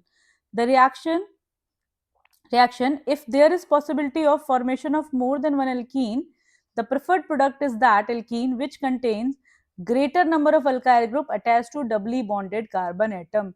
मतलब एक्चुअली ये कह रहे हैं कि जो डबली बॉन्डेड कार्बन एटम है जिससे ज्यादा का हमारे बेसिकली अल्काइल ग्रुप अटैच होंगे वो हमारा मेजर प्रोडक्ट होगा। बेसिकली बच्चे जो हमारी एल्कीन की स्टेबिलिटी होती है वो मोर सब्स्टिट्यूशन पे ही डिपेंड करती है, जितना सब्स्टिट्यूटेड होगा उतना ज्यादा एल्कीन स्टेबल होगा।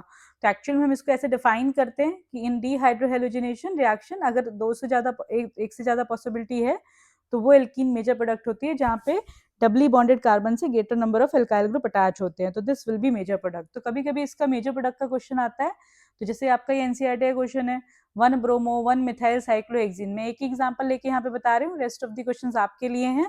1 पे ब्रोमो लगा हुआ है और 1 पे मिथाइल लगा हुआ है। अब देखो ये पोजीशन है, तो ये क्या है हमारी बीटा, क्योंकि खुद ये अल्फा है और ये भी बीटा है और ये भी बीटा है, पर ये सेम आएगा, यहाँ से निकालो चाहे यहाँ से निकालो। तो इस केस में तुम्हारी दो पॉसिबिलिटीज हैं। एक पॉसिबिलिटी है तुम्हारी कि तुमने यहाँ से रिमूव किया, तुम्हारे यहाँ पे CH2 हो गया, और दूसरी पॉसिबिलिटी है अगर तुमने यहाँ से रिमूव किया तो तुम्हारे यहाँ पे डबल बॉन्ड हो गया। कौन सा मेजर है, तो आपको दिख रहा है कि यहाँ पे देखूंगी तो एक कार्बन ये लगा है, एक कार्बन ये लगा है और एक कार्बन ये लगा, 3 ग्रुप्स है, और यहाँ पे देखेंगे तो केवल 2 ही ग्रुप है। वैसे भी टर्मिनल एल्कीन हमारी माइनर होती है, तो this will be major product. तो ऐसे करके आपने मेजर प्रोडक्ट की प्रैक्टिस करनी है, और आपको कहीं पे भी दिक्कत आएगी तो आप कमेंट बॉक्स में मैसेज करना, मैं डेफिनेटली ऐसे सेशंस लूंगी जिसमें मैं क्वेश्चंस ही कराऊंगी। पर अभी हमारा आज का जो ऑब्जेक्टिव है वो इस चैप्टर की थ्योरी को कंप्लीट कराने का है, इसीलिए मैं सारे क्वेश्चंस अभी नहीं ले पा रही हूँ, राइट। आगे बढ़ते हैं। Next third reaction is reaction with metals. इसके बाद आपको तीसरी रिएक्शन जो कैटेगरी याद रखनी है, रिएक्शन विद मेटल करनी है। बच्चे यहाँ से भी एक नंबर का क्वेश्चन पूछा जाता है कि आपको ये रिएक्शन बिल्कुल अच्छे से क्लियर होनी चाहिए कि जब भी हम RX की रिएक्शन Mg से करेंगे ड्राई ईथर की प्रेजेंस में, तो हमेशा एक बहुत इंपॉर्टेंट कंपाउंड बनता है, दैट इज RMgX। ठीक है, इसको बिल्कुल ऐसे याद करो, Mg इनके बीच में एंटर हो जाता है, RMgX ग्रिग्नार्ड रेजेंट। ये जो ग्रिग्नार्ड रेजेंट होता है इसके बारे में फीचर पता होना चाहिए कि अगर मैं RMgX की बात करूं तो ये जो MgX बॉन्ड है ये प्योरली आयोनिक है। कैसा है, आयोनिक है। लेकिन ये जो बॉन्ड है, तो सिंस ये इसको खींचेगा इलेक्ट्रॉन को, तो ये क्या हो जाएगा, इसके ऊपर नेगेटिव और इसके ऊपर पॉजिटिव। ये वाला हमारा जो सॉरी ये खींचेगा ना, ये खींचेगा इधर वाला R खींचेगा, R, क्योंकि M हमारा इलेक्ट्रो पॉजिटिव है Mg, तो ये नेगेटिव और ये हो जाएगा पॉजिटिव। तो ये जो कंपाउंड होता है ये हमारा पोलर कोवेलेंट बॉन्ड होता है। तो ये चीज यहाँ ध्यान देना है, ये हमारा पूरी तरह से आयनिक है, तो but highly polar, and the magnesium halogen atom is आयनिक। ठीक है, ये आयनिक है और ये बॉन्ड हमारा कोवेलेंट है बट पोलर है। पोलैरिटी क्यों आ रही है भाई, पोलैरिटी इसलिए आ रही है इसमें क्योंकि इसमें यहाँ पे मेटल और कार्बन अटैच है, क्योंकि कार्बन एक नॉन मेटेलिक बिहेवियर शो करेगा, तो बेसिकली यहाँ पे नेगेटिव और यहाँ पे पॉजिटिव कैरेक्टर आ जाएगा। यहाँ से 1 नंबर का क्वेश्चन आता है, ग्रिग्नार्ड रीजन को मतलब बेसिकली हम लोग क्या करते हैं, को हम के पास से हम इट इज देयर फॉर, ये पूछा जाता है question, it is necessary to avoid traces of moisture from Grignard reagent. Why? क्योंकि हाईली रिएक्टिव है, इसे कोई भी सोर्स ऑफ प्रोटॉन मिलता है तुरंत से क्या होता है, हाइड्रोकार्बन में कन्वर्ट हो जाता है। मतलब अगर RMgX आपको मिला और आपको मान लो वाटर मिल गया कहीं से भी, किसी भी सोर्स से, तो क्या हो जाएगा, ये RH में कन्वर्ट हो जाता है, RH में कन्वर्ट हो जाता है, H हाइड्रोकार्बन RH में कन्वर्ट हो जाएगा और ये क्या प्रोडक्ट बना देगा, MgOH, और ये X बाई प्रोडक्ट बन जाएगा। तो ये जो हाइड्रोकार्बन बना देता है, इस वजह से क्या हो जाता है, हमें इसके पास से बिल्कुल भी वाटर, किसी भी वाटर गिविंग सोर्स को हमें दूर रखना होता है, तो क्योंकि हाईली रिएक्टिव होता है। आगे बढ़ते हैं, फिर इसके बाद आती है वुड्स रिएक्शन। तो बच्चे Wurtz reaction is very popular reaction, जो कि आप क्लास 11 से पढ़ते हैं। जब हमने Na ड्राई ईथर से इसकी रिएक्शन की तो 2 मॉलिक्यूल्स आपके ऐसे करके निकल जाएंगे और हमारा यहाँ पे ड्राई ईथर की प्रेजेंस में ये रिएक्शन होती है। ये बहुत ही पॉपुलर रिएक्शन है, अच्छे से तैयार करना है, रिवाइज करना है। ये हमारी हो गई वुड्स रिएक्शन। तो देखो भाई, 3 कैटेगरीज हमने समझी। पहला हमने देखा न्यूक्लियोफिलिक हेलोएल्केन में न्यूक्लियोफिलिक सब्स्टिट्यूशन, जिसमें हमने SN1 SN2 के बारे में पढ़ा। फिर हमने क्या देखा, सेकेंड एलिमिनेशन, जिसमें हमने सेडजेफ रूल देखा। और तीसरा हमने किया यहाँ पे रिएक्शन विद मेटल, जिसमें हमने ग्रिग्नार्ड रीजन से इसकी रिएक्शन, ग्रिग्नार्ड रीजन बनाना सीखा और एक वुड्स रिएक्शन के बारे में बात की। अब इसी को आगे बढ़ाते हुए बच्चे, हम अगर बात करें तो ये हमारा एक न्यूमेरिकल है, इसको आप बिल्कुल इसी एप्लीकेशन से करेंगे। जैसे मान लो ये है, जैसे आपने यहाँ पे इसमें Mg डाला, तो मैंने आपको भी क्या बताया कि जब तुम इसमें Mg डालोगे, इंसर्ट करोगे, तो MgBr हो जाएगा, तो तुम्हारा ये बन गया A। इसके बाद इन्होंने वाटर डाल दिया, तो वाटर डालने पे क्या हो जाएगा, ये बन जाएगा आपका B, ये से अलग हो जाएगा और H बन जाएगा। वाटर सोर्स मिलते ही हाइड्रोकार्बन बनाएगा। सिमिलरली अगर मैं यहाँ पे बात करूं तो यहाँ पे C और ये प्रोडक्ट बन रहा है। अब हम यहाँ से इसको देखेंगे, तो यहाँ से अगर तुम्हारा D यहाँ पे लगा हुआ है, तो इसका मतलब तुम्हारा C क्या है, C तुम्हारा हो गया CH3 CH CH3 और यहाँ पे हो गया MgBr, ये हो गया हमारा C। क्यों? क्योंकि D यहाँ लगा है, तो सेकंड है यहाँ इस पोजीशन से D लग रहा है, इसका मतलब बता रहे हैं कि यहाँ पे MgBr लगाओ, तभी ये टूट के यहाँ पे D2O की वजह से D आ गया। और तो ये क्या हो गया तुम्हारा, तो CH3 CH3 और ये दोनों हमारे यहाँ से जुड़े हैं CH के साथ, ये ऐसे ग्रुप है और यहाँ Br लगा हुआ है। तो इससे हमारा फाइनली क्या हो जाएगा, Mg बीच में इंसर्ट हो गया। ये बच्चे क्या है, वुड्स रिएक्शन की एप्लीकेशन है, ये जुड़ के ये बना रहा है, तो ये सिमेट्रिकल है, इसको तोड़ो तो यहाँ पे क्या हो जाएगा, तीनों CH3 हैं और यहाँ पे X लगा हुआ है, ये CH3 हो गया, ये CH3 हो गया और ये भी CH3 हो गया। फाइनली हमने इसकी Mg से रिएक्शन की, तो हमारा यहाँ पे क्या बन जाएगा बीच में इसके Mg ऐड हो गया, तो ये Mg X और ये CH3 है, एंड फाइनली वाटर डालेंगे तो ये ऐसे टूट जाएगा, तो ये हमारा बेसिकली आइसोप्रोपेन बन जाएगा। ये हो गया हमारा E, this is E, this is D, ये हो गया D, ठीक है। और ये आपका R1 R डैश तुम्हारा ये स्ट्रक्चर हो गया। तो इजीली आप इसके अकॉर्डिंग करेंगे तो होपफुली आपको क्लियर हो गया होगा ये, और नहीं तो मैंने आपको बताया कि क्वेश्चन सेशन हम अलग से करेंगे, अभी मैंने केवल थ्योरी पे आज फोकस कराया आपको। आगे बढ़ते हैं, तो देखो केमिकल रिएक्शन ऑफ हेलोएरीन्स। तो अगर हम केमिकल रिएक्शन ऑफ हेलोएरीन्स की बात करेंगे तो अब इसमें तुम्हें ध्यान देना है कि अगर हम न्यूक्लियोफिलिक सब्स्टिट्यूशन रिएक्शन की बात करते हैं यहाँ पे एरीन्स में, तो बच्चे एराइल हैलाइड जो होते हैं वो लेस रिएक्टिव होते हैं न्यूक्लियोफिलिक सब्स्टिट्यूशन के लिए। उसके 4 रीजन आपको तैयार होने चाहिए। रेजोनेंस इफेक्ट की वजह से, रेजोनेंस इफेक्ट की वजह से क्या होता है बच्चे, देखो ये जैसे तुम्हारे पास कोई हेलोएरीन है, इसमें तुम्हारे पास हेलोजन एटम है, तो तुम्हारा ये हेलोजन एटम है, इसकी वजह से क्या होगा, रेजोनेंस की वजह से यहाँ पे बॉन्ड ये शिफ्ट हो जाएगा और ये ऐसे करके पूरे में मूव करेगा। तो ये जो CX बॉन्ड है इसमें क्या आ जाएगा, पार्शियल डबल बॉन्ड कैरेक्टर हो जाएगा, तो ये डिफिकल्ट हो जाता है ब्रेक करना।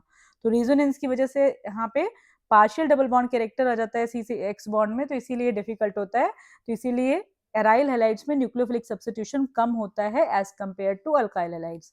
दूसरा है डिफरेंस इन हाइब्रिडाइजेशन। अगर मेरे पास कोई अल्काइल हैलाइड है तो ये sp3 हाइब्रिडाइज है, और अगर अराइल हैलाइड है तो ये बच्चे क्या है, ये sp2 हाइब्रिडाइज है। तो जो sp2 हाइब्रिडाइज है तो उस केस में क्या हो जाता है, ये मोर इलेक्ट्रोनेगेटिव होता है, और मोर इलेक्ट्रोनेगेटिव के अकॉर्डिंग क्या होता है, ये बॉन्ड शॉर्टर होता है। तो शॉर्टर होता है तो डिफिकल्ट टू ब्रेक हो जाता है, डिफिकल्ट टू ब्रेक। तो ब्रेक करना इसको डिफिकल्ट हो जाता है, यानी कि इसकी स्ट्रेंथ बढ़ जाती है, तो इसीलिए ये ज्यादा रिएक्टिव होगा। तीसरा, instability of phenyl cation. Suppose हमने माना कि चलो टूट भी गया, अब हमें पता है SN1 में तो फिनाइल केटायन बनता है, ये काफी अनस्टेबल होता है, तो SN1 रूल्ड आउट होता है इसमें। एंड नेक्स्ट चीज कि बेंजीन रिंग खुद इलेक्ट्रॉन रिच है, ये हमारा एक इलेक्ट्रॉन रिच न्यूक्लियस होता है, और इसके पास अगर हमारे पास न्यूक्लियोफाइल आ रहा है अटैक करने, तो इनमें रिपल्शन होता है, इनमें रिपल्शन होता है। तो दैट इज द रीजन। ये 4 रीजन है, इस वजह से हम कहते हैं यहाँ पे न्यूक्लियोफिलिक सब्स्टिट्यूशन रिएक्शन कम होती है। इसके बाद बच्चों देखो इस वाले चैप्टर को आपको अच्छे से पढ़ना है और अच्छे से मतलब इस वाले चीज को आपको क्लियर करना है, क्योंकि यहाँ पे क्या है, देखो क्लोरोबेंजीन को जब हम हीट करते हैं तो हमारी ये रिएक्शन बहुत पॉपुलर है, डोज प्रोसेस है। ये कंडीशन अच्छे से आपको क्लियर होनी चाहिए। NaOH 623 केल्विन पे ये रिएक्शन होती है और फिनॉल बनता है, लेकिन नॉर्मली NaOH की से रिएक्शन से नहीं बनेगा, हमें कंडीशंस चाहिए। बट अगर हमने इसमें कोई विड्रॉइंग ग्रुप लगा दिया, जैसे हमने यहाँ पे NO2 ग्रुप इंट्रोड्यूस कर दिया, 1NO2, 2NO2 और 3NO2, तो जितने ज्यादा आप NO2 ग्रुप इंट्रोड्यूस करते जाएंगे उतनी रिएक्शन कंडीशंस देखो नॉर्मल होती जाएंगी, मतलब टेम्परेचर आपको कम चाहिए, और यहाँ पे तो आपने केवल वाटर को वार्म किया है। तो वेरी इंपॉर्टेंट रिएक्शन, इसको अच्छे से करके जाना है, ठीक है। डोज प्रोसेस इसको बोलते हैं। सिंपल आपने रिएक्शन किया, आपका क्लोरोबेंजीन से फिनॉल बनाने का मेथड है। अगर हमने इसमें ऑर्थो पैरा पोजीशन पे नाइट्रो ग्रुप लगाया तो इसकी रिएक्टिविटी काफी इंक्रीज हो जाती है। तो ये कॉन्सेप्ट आपका बिल्कुल क्लियर होना चाहिए। नेक्स्ट बच्चे, आपको पता है कि जो हमारे हेलोएरीन्स होते हैं वो इलेक्ट्रोफिलिक सब्स्टिट्यूशन रिएक्शंस देते हैं, और इलेक्ट्रोफिलिक सब्स्टिट्यूशन में ऑर्थो और पैरा प्रोडक्ट बनता है। क्या बनता है? ऑर्थो और पैरा। सिंपली इसमें कोई भी चीज डिफरेंट नहीं है। I am having some irritation in my थॉट, तो इस वजह से थोड़ा सा एक्सक्यूज मी फॉर दैट। तो बेसिकली देखो यहाँ पे क्या है बच्चे, इतनी क्लासेस चल रही है ना आजकल, रिवीजन टाइम चल रहा है, तो इससे थोड़ा सा अभी बोलने की वजह से मुझे भी इशू आ गया है, पर अभी तो थोड़ा सा प्लीज इसको ध्यान, मतलब इसको इग्नोर करना, ठीक है। चलो भाई, तो ये देखो, ये हमारा यहाँ पे क्या हो रहा है, ऑर्थो पैरा का मिक्सचर बन रहा है। तो यहाँ पे हमारा क्लोरीनेशन किया, नाइट्रेशन किया, sulphonation, Friedel Crafts alkylation, Friedel Crafts acylation. And next बच्चे, रिएक्शन विद मेटल्स में यहाँ पे एक वुड्स फिटिक रिएक्शन आएगी और एक फिटिक। तो वुड्स फिटिक क्या होती है? RX की रिएक्शन हमने किससे करी? हमने RX की रिएक्शन जब करी अल्काइल हैलाइड से, अल्काइल हैलाइड से, मैं ठीक से बना देती हूँ। तो जब हम इसकी रिएक्शन, एक तरफ हमने क्या लिया, अराइल हैलाइड, दूसरी तरफ हमने लिया अल्काइल हैलाइड, और हमने वही रिएक्शन Na ड्राई ईथर से की, तो हमारा क्या बनेगा? तो उस केस में बच्चे हमारा यहाँ पे R के साथ हमारा एक ग्रुप लग जाता है, ये ऐसे करके। तो सिंपली हमारा हेलो एल्केन्स बनते हैं, ठीक है। हेलो एल्केन्स हमारे मतलब हेलो, इसमें हम क्या करेंगे, ये हमारा R ग्रुप हो गया एल्केन का, और ये अराइल ग्रुप बन गया। तो बेसिकली हमारे ये कंपाउंड बनेंगे। इसमें एक ग्रुप आपका, एक आपने अल्काइल हैलाइड कैसा लिया, आपने हेलो एल्केन लिया, दूसरा आपने हेलो एरीन लिया, तब हमारी वुड्स फिटिक कहलाती है। और फिटिंग में बच्चे हम लोग क्या करते हैं, फिटिंग में हम लोग दोनों ही क्या लेंगे, दोनों ही हम यहाँ पे अराइल हैलाइड की रिएक्शन Na ड्राई ईथर से करेंगे,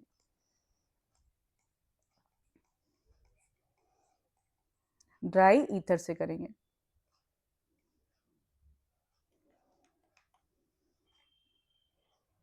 ड्राई ईथर। तो इस केस में क्या हो जाएगा तुम्हारा, यहाँ पे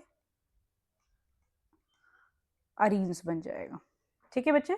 तो इस चीज को नोटिस करो।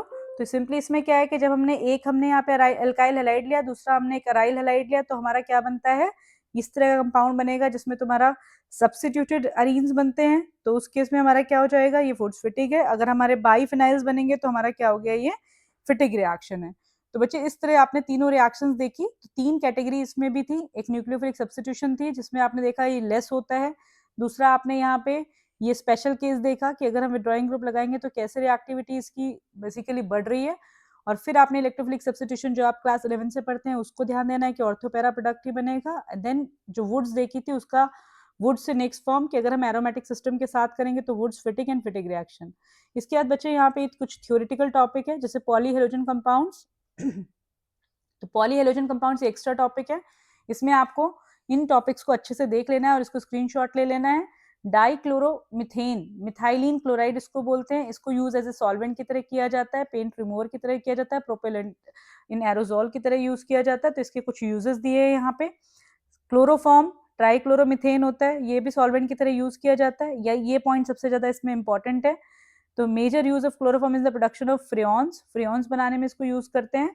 जो हमारे क्लोरोफॉर्म्स होते हैं ये इजीली स्लोली ऑक्सीडाइज हो जाते हैं एयर में इन प्रेजेंस ऑफ लाइट। अगर लाइट की प्रेजेंस मिलती है इनको और एयर मिलती है तो ये ऑक्सीडाइज होकर एक पॉइजनस गैस बनाते हैं, बेसिकली COCl2, कार्बोनिल क्लोराइड, जिसको हम फॉस्जीन कहते हैं। इसीलिए हम इनको क्लोज डार्क बॉटल्स में रखते हैं ताकि कहीं से भी एयर ना आ पाए और लाइट ना आ पाए, अदरवाइज ये पॉइजनस कंपाउंड में कन्वर्ट हो जाते हैं। तो हमें सेफ्टी की यहाँ पे बहुत जरूरत होती है।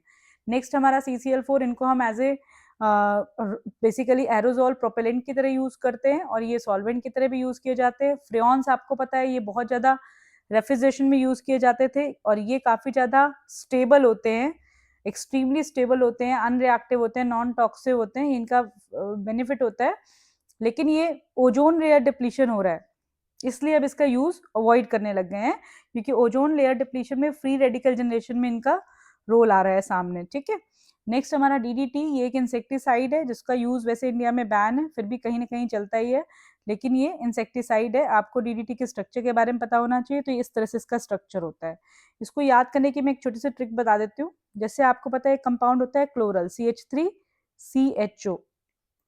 जब हम इसकी रिएक्शन किससे करेंगे, जब हम इसकी रिएक्शन करेंगे सिंपली पैराक्लोरोबेंजीन से, ये पैरा पोजीशन है, ठीक है। तो यहां से ये H और ये H, यहां से वाटर रिमूव हो जाएगा, CCl3 CH, और ये इस तरह से स्ट्रक्चर बनेगा। ये बेंजीन रिंग यहाँ पे जुड़ी हुई है, पैरा पोजीशन पे Cl है, ये दोनों बेंजीन रिंग ऐसे करके जुड़ी हुई हैं। तो यही स्ट्रक्चर है, तो इसे क्या बोलेंगे, डाइक्लोरो डाइफिनाइल ट्राइक्लोरोइथेन। तो इस तरह से आप इसको याद रख सकते हैं, इस क्लोरल कंपाउंड से ये बनाया जाता है। ठीक है, तो ये हमारा DDT हो गया। बच्चे, with this we are done with the theory part of the chapter. आज के लेक्चर का ऑब्जेक्टिव केवल थ्योरी का था, तो हमने देखा किस तरह से हमने प्रिपरेशन और टॉपिक्स को फटाफट से रिवाइज कर लेना है। तो आज हम यहीं पे फिनिश करेंगे, मिलते हैं नेक्स्ट लेक्चर में। Thank you so much, take care, bye bye.